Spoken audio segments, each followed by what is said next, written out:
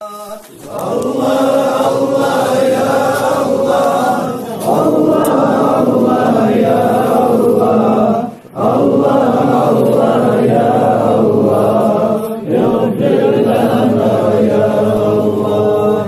Zikra mevlidini Yahya Hacı başlaydı, ol bulmasa bulacak, atası yok yaşlardı.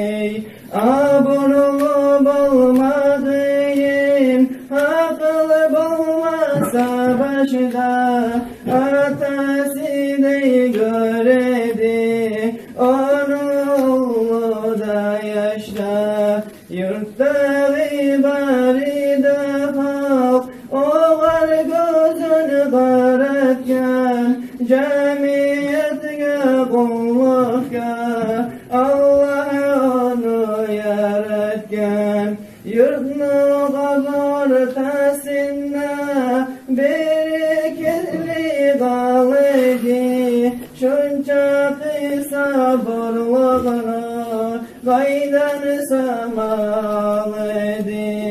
Cuma günleri her zaman tağlanan salahni, olsa yanı taydırsın Allah bizden balahni. Onu mecliste görse, ay görgen ne buladı, o tavşursa duanı, yürekler yal buladı.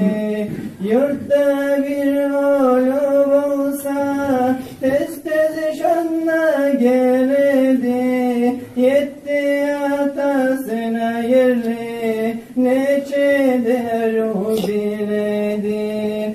O bizim cemiyetini razılığını aldı, taza cumup gebeller ahir yolga saldı.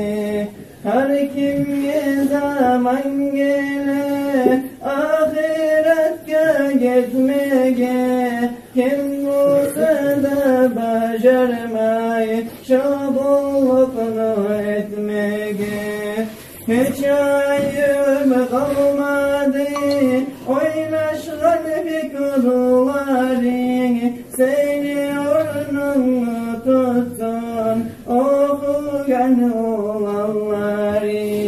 Allah bir gün rızkını halal kuydu aşadı, cemiyetini razetip yetmiş yıllar yaşadı.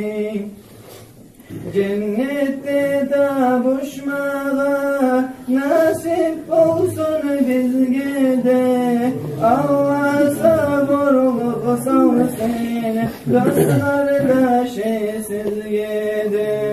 Allah Allah ya Allah.